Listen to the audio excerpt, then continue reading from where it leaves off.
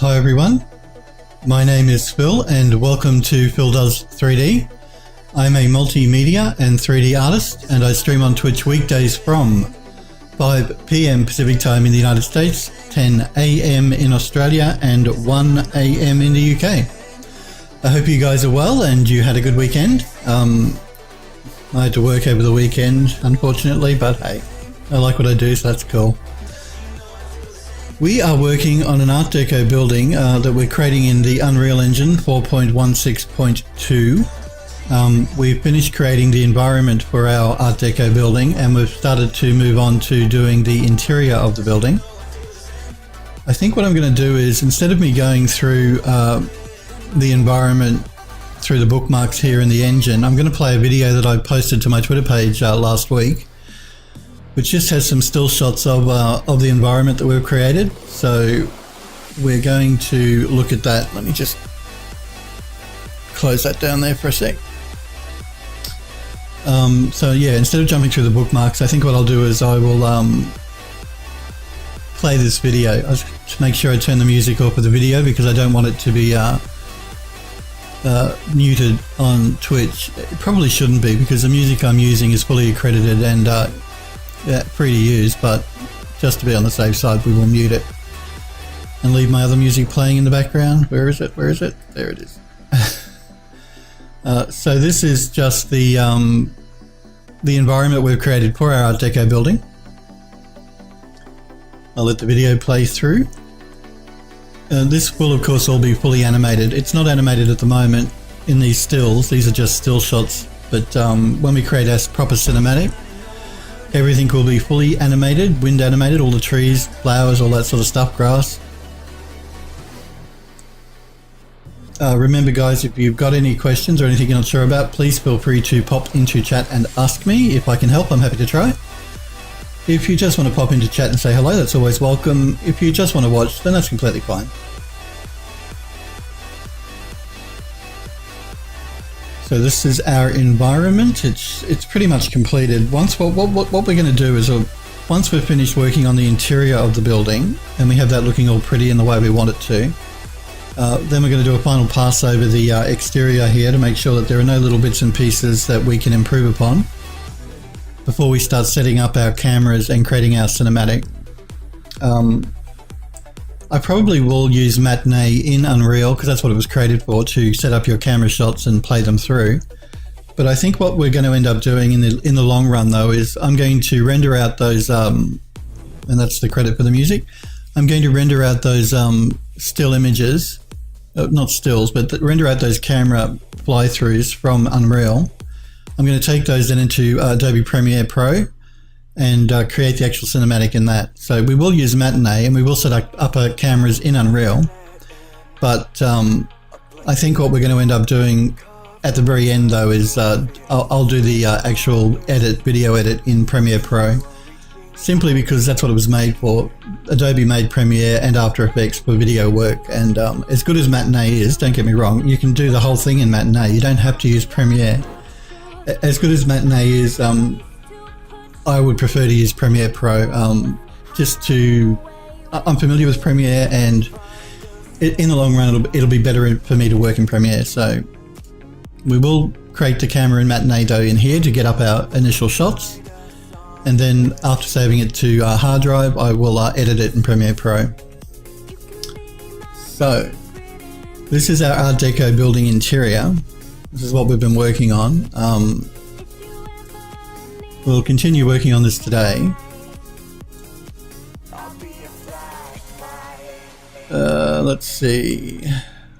Let's finish, I think, doing some of our banisters here. We were working on a banister section, I think, at the end of last week. We'll continue with that. So I'm just going to make sure that this banister is scaled up to the same size as the other one in the background.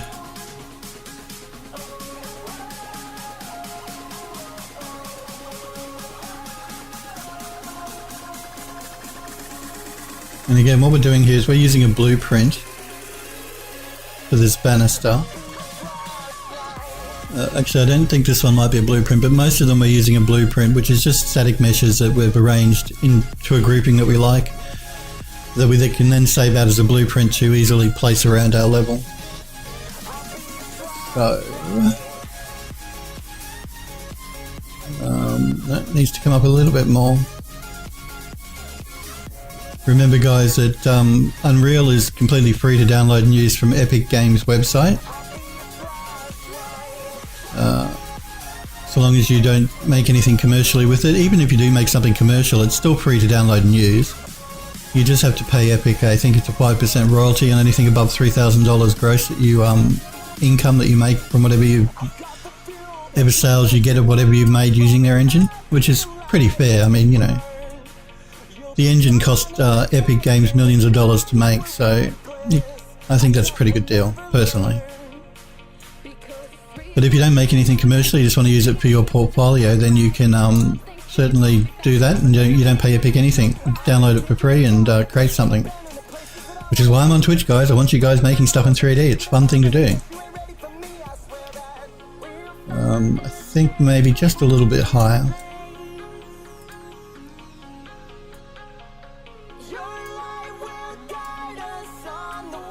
I think that should be good.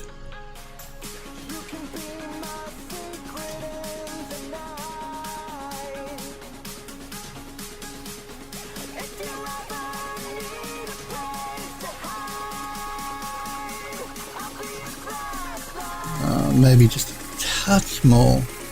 What I could actually do is select this banister, find out the scaling that we're using and copy it over. In the long run, that may be an easier way to go. We're nearly there now though anyway, so.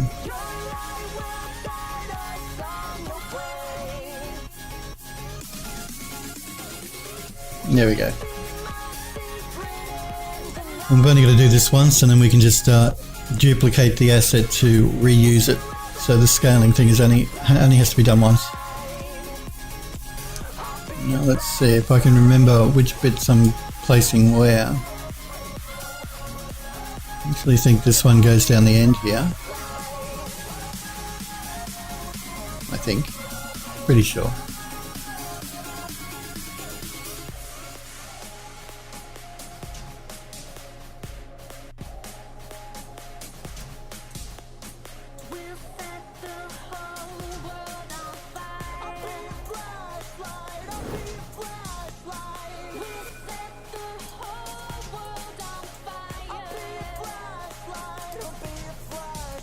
Let's grab one of our column pieces here, our end pieces for our stairs, and duplicate that.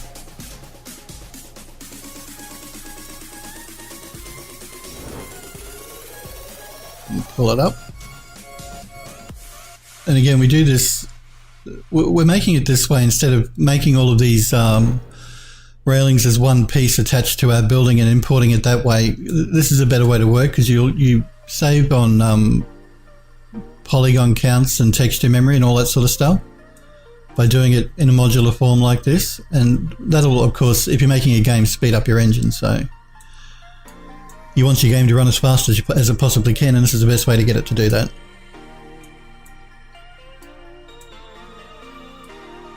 Just by duplicating your assets around. I think we just need to move you over a little bit more.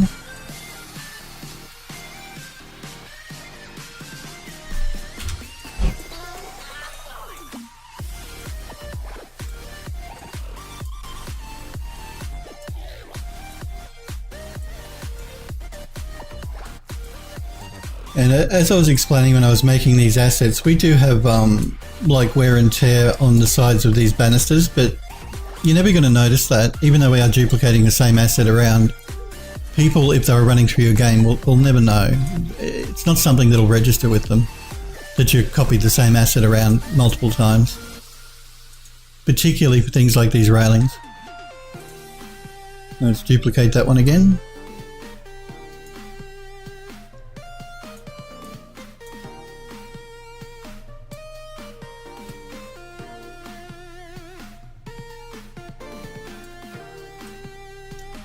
And we'll do it one more time for the other side. and do a 180-degree rotation.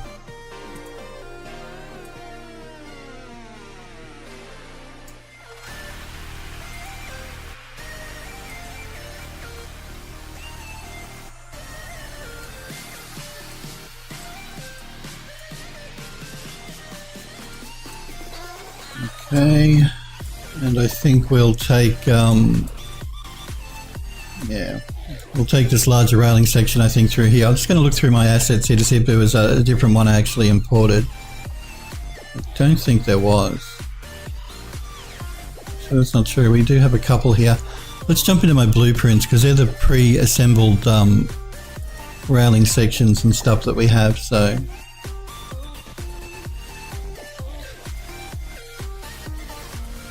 So that's that long piece there.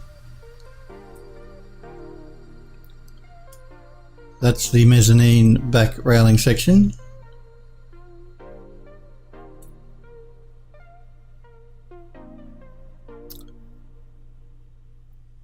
Okay, we do have two different sized pieces here. I'm just trying to work out why I would have done that. Oh, okay, I see. One of them was for here, which is the stairwell has this wrought iron pattern through it. So it's not just the bronzy looking straight railing sections, it has this wrought iron as well, which will carry through onto our main stairwell when we place it in here. And that just picks up on the pattern we're using on our gate section through here.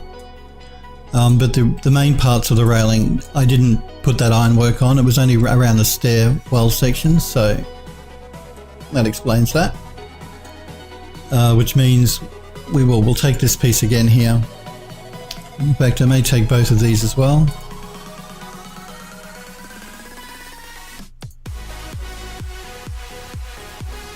And we'll duplicate that.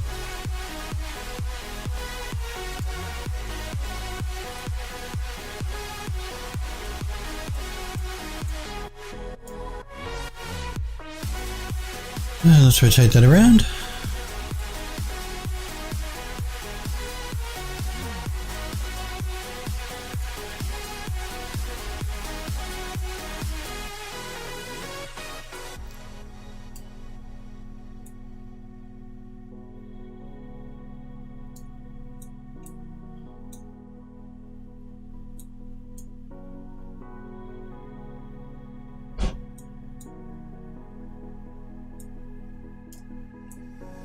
Get into a position here where I can see what's going on a little bit better. I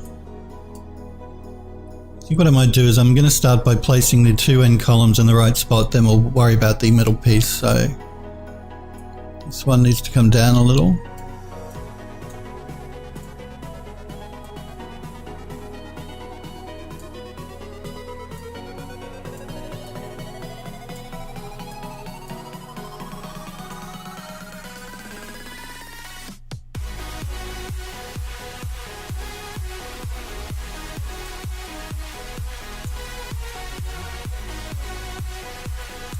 Maybe down a little bit more.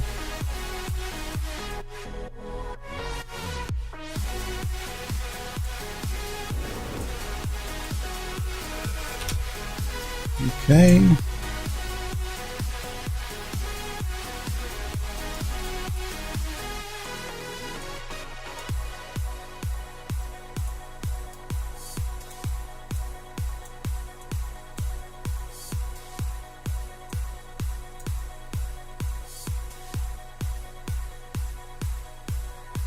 Alright, so we have our railings through the bottom and our mezzanine level up the side of the stairwell, although I do want to actually, I haven't made it yet. We're going to jump back in, have to jump back into max at some stage. I want to take one of these railings and place it up along the side of the wall here. Just the railing top itself, not the metal part. It'll just look better and make more sense. You probably wouldn't need it, but generally if you have a stairwell like this, you're going to have a railing attached to the wall for people to hold as they walk up the step. We'll probably end up doing that as well. But we'll tackle that once we've got a bit more of the interior fleshed out, I think. All right, let's jump back down. Now, I have created some paint. Remember last week, guys, I was saying I really think paintings above these doorways would look really interesting. So what I've done is I've created some paintings that we can place above our doors. So if I jump into my models folder here, I just want to explain how I've done this. Where are we? We'll get to the paintings in a minute.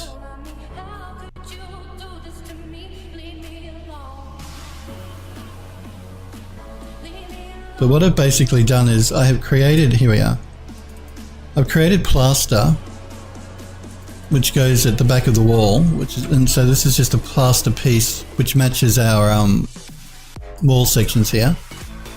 Same type of plaster, same sort of material. So that's the backing. And then I've created a separate painting frame. Where are we? Yeah. So it's just a frame, a picture frame on its own.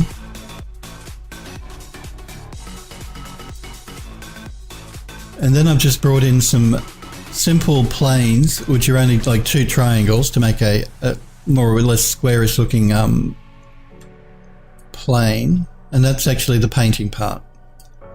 I've done it this way again. That means so that we can reuse the picture frame and we can reuse the plaster wall section. Because we may want to put pictures, framed pictures on the wall somewhere else on the building. So doing it this way, we can reuse. Instead of making the entire wall section and picture frame and picture one object, we can reuse the frame, reuse the plaster in the background, and just swap out the actual picture. And the picture is only 2 triangles, so very low poly for the actual picture itself. And what I've done is I've created a blueprint out of those. So if I jump into my blueprints folder,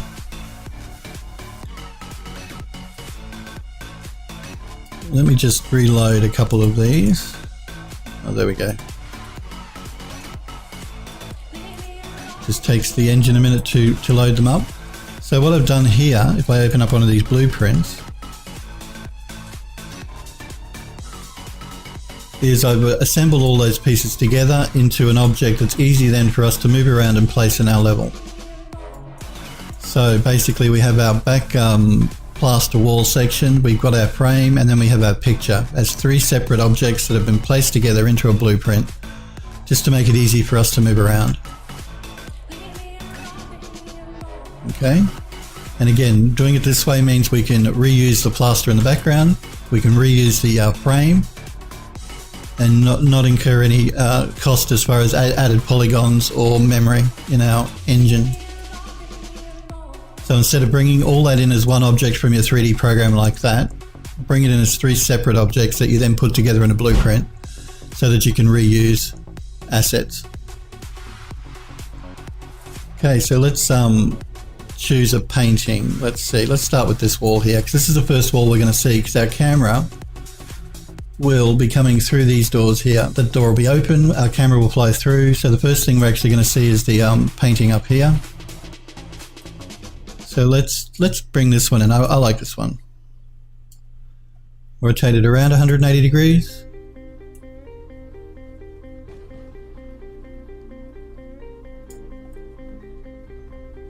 Just before we do that, I'll jump into the viewport so you can get a better look at what the painting is.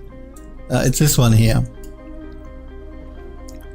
I've just chosen, I've created some images that in keeping with they're not actually deco, they're I don't know really what you call them, maybe more a Renaissance looking painting, but they'll still work for our Art Deco building, I think.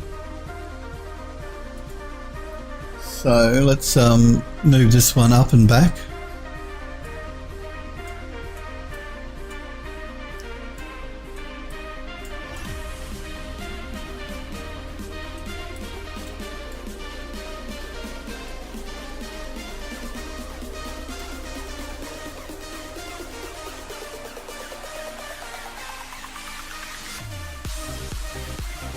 And remember, if there are any if the painting doesn't exactly fit where we want, we can do some small scaling without being a problem, as long as we don't go too nuts. It should be fine. pull it back into the wall.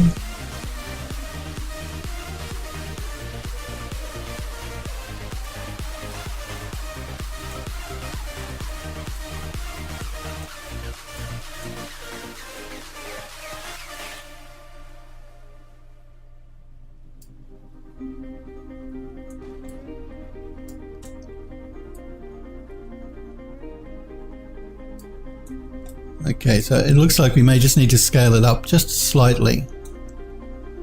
So we'll do a non-uniform scale.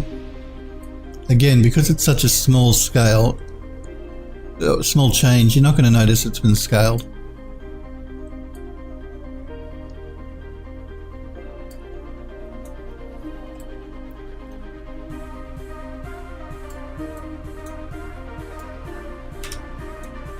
Deselect that.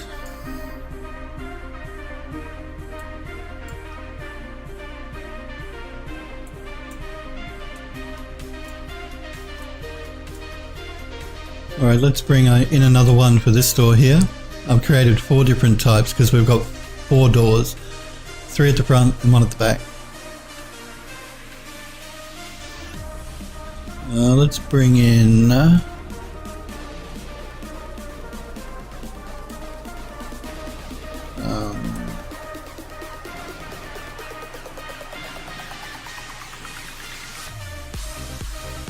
this one here, I think, for this door. And again, let's rotate it.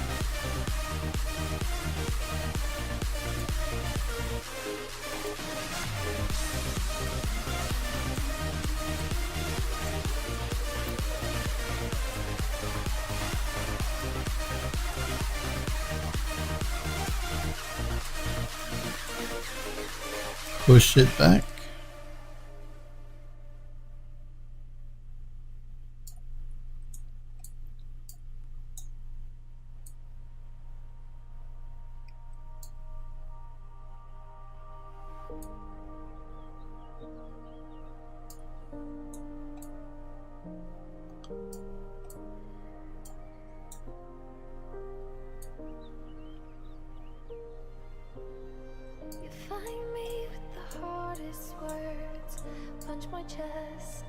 And we're going to have to scale it widthwise a little bit again.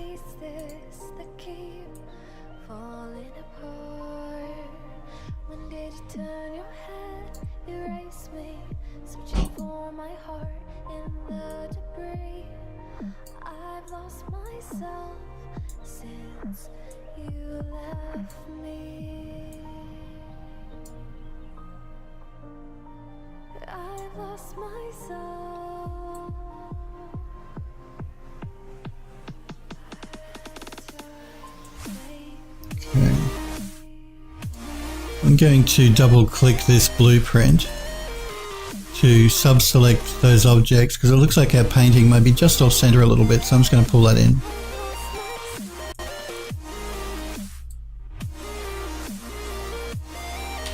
Yeah, that should be good.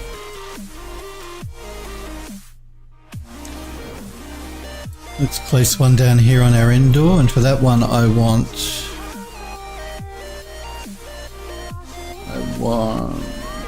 this one here, I think.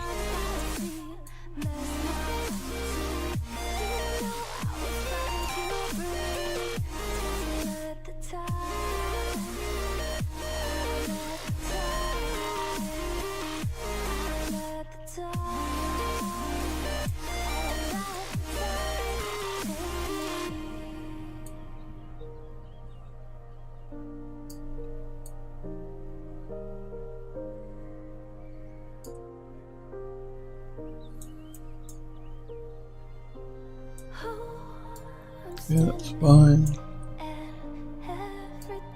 Let me just pull it over just a little bit more.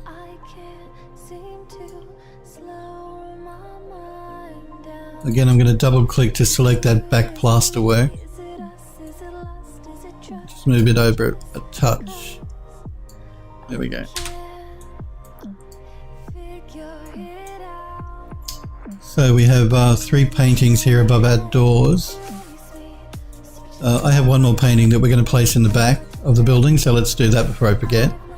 So we've used These three, yep. Okay.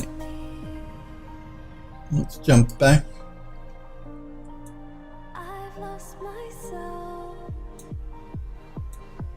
And we've also got to remember that we've got to bring in the frames for the top of the doors and the windows. So let's do that before we do anything. And let's duplicate one of these.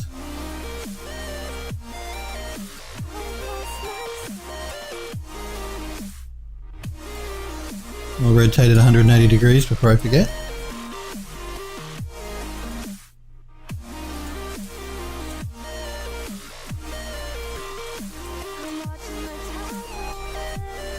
Now again, doing this in the top viewport is probably preferable, but it's more boring for you guys to watch, so I do it in the orthographic or camera viewport here.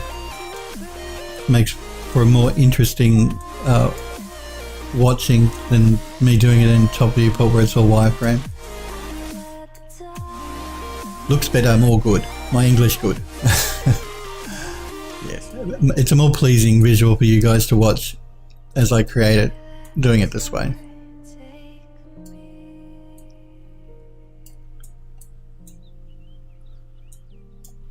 Let's push this one in.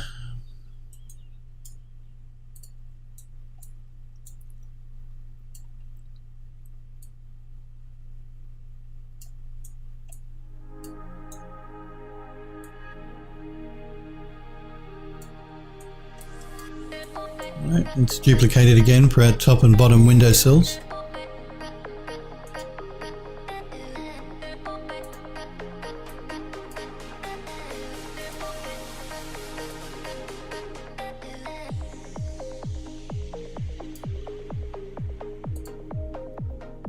I hope all you guys in the US had a good 4th of July last week.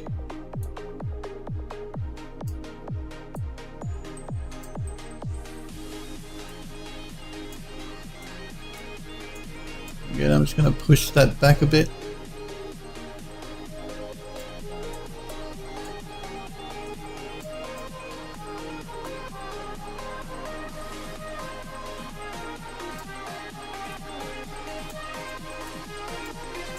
Okay, so this one we're going to have to scale up width-wise a bit. These windows obviously a little bit wider than the ones in the front. But you see, so long as our scaling isn't dramatic, you can get away with doing small scales without people noticing. As opposed to having to make a unique asset piece for this window or any part of the building. Again, let's make sure it's positioned up correctly. There. Make sure it's not sticking through my window, and it's not.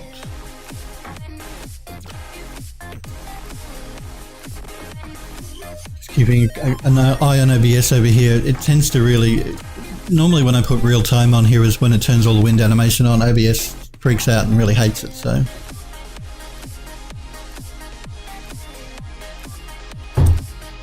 Let's duplicate it one more time.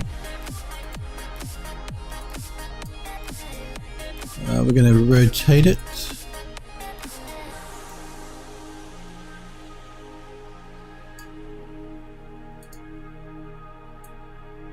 And drop it down.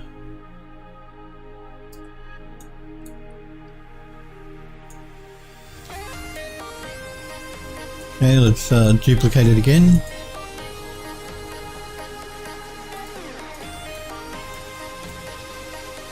Like I said, I know this looks fiddly and like more work than thinking, well, let me just put all this together in my 3D program and export this building with all this already attached.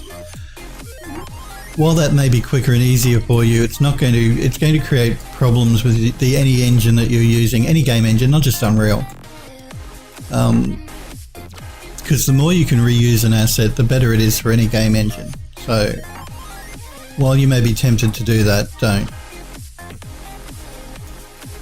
You are going to have problems in the long run. Your game is going to slow down, or whatever it is you're making is really going to slow down if you try and attach everything together and export it as one object. I mean, there are some cases where you can do that. I'm not saying never do it, but generally you don't want to. pull that in.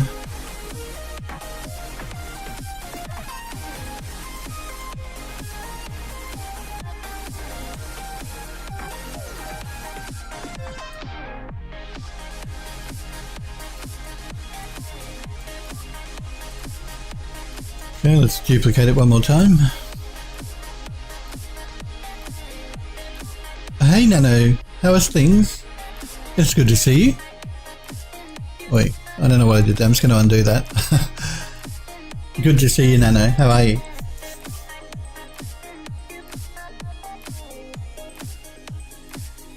Okay, let's try that again and duplicate it.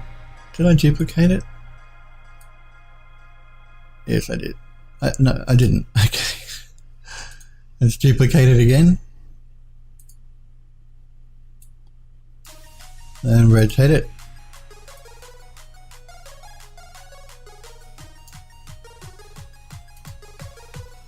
Move it up. And I pull it down just until it stops intersecting the top of the window frame there. Alright, let's do this other window over here.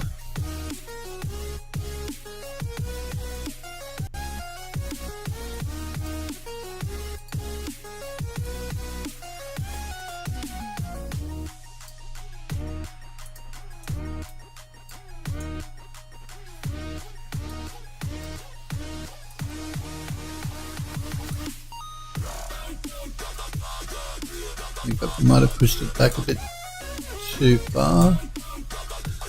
Let's pull it forward a little bit, move it over a little bit.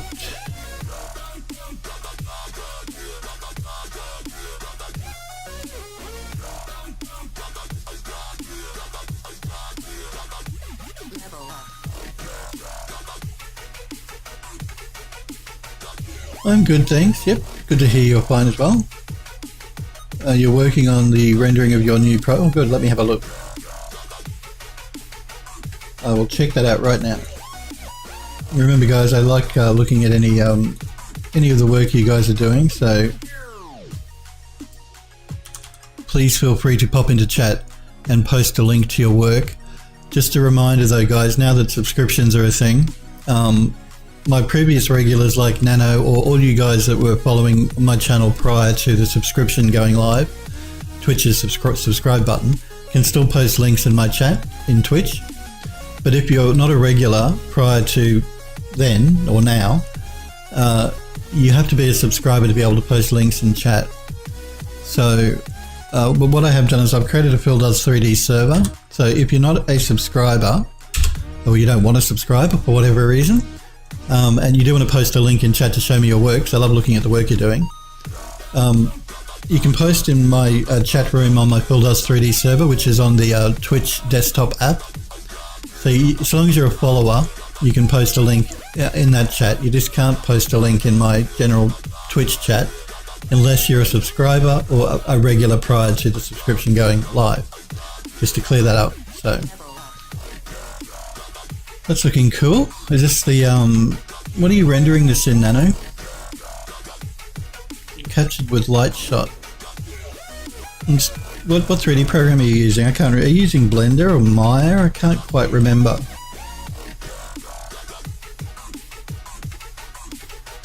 So this is one of those iterative renders. It's, I'm assuming, like V-Ray have their real-time renderer, which this looks to me like a real-time, it's called light shot. I'm not familiar with what it is.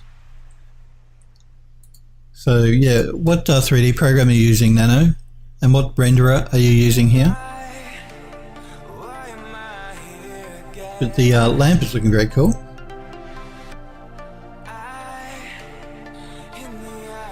Yes, very nice. I can see some normal mapping going on, I think, through here.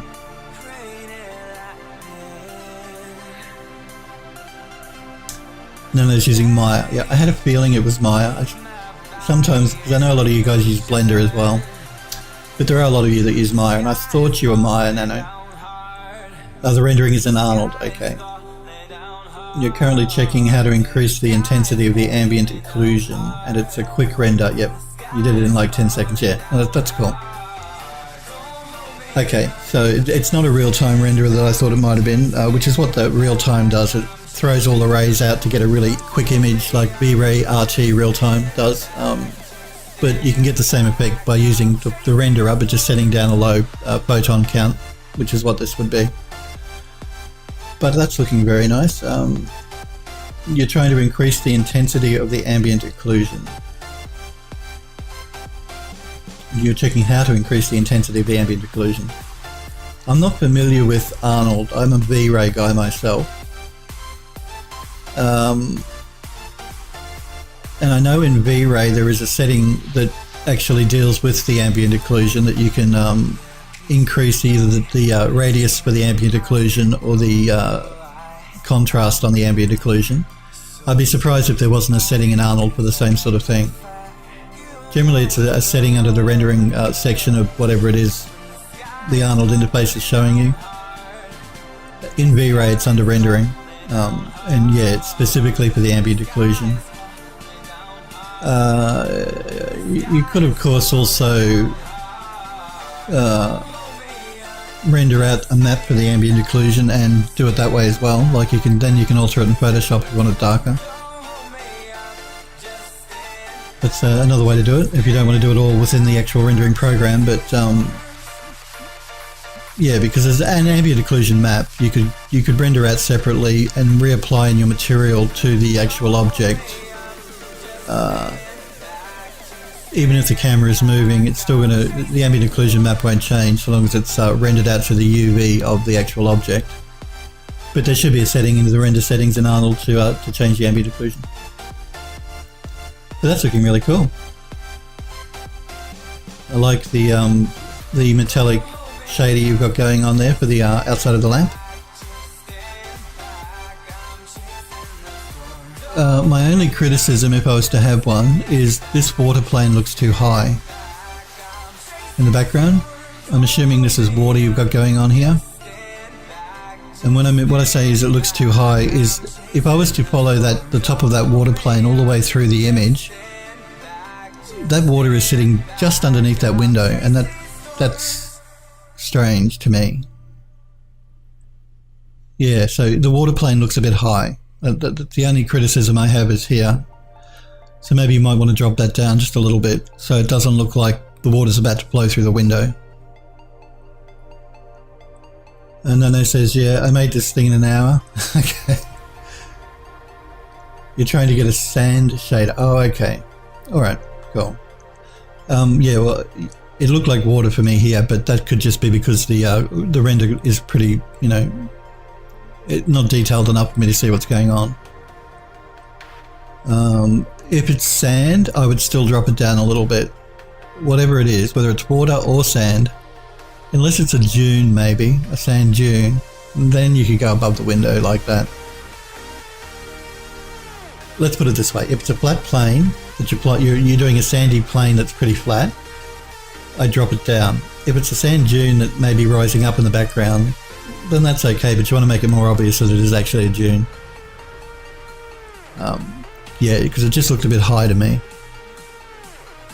Just the background, whatever it is, water, sand. But the actual shader itself is looking nice. Like I said, I can see you've got some normal mapping going on here. Looks like a bit of oxidization on the bottom of the metal. Are you using substances here at all? Like Substance Painter or anything like that? The reflection's very nice that you've got going on the metal. Basically, I'm assuming you're using a physically based material here.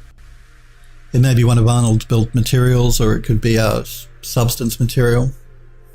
Substance Painter, yep, cool. But no, yeah, it's looking very nice. You've got your glass here.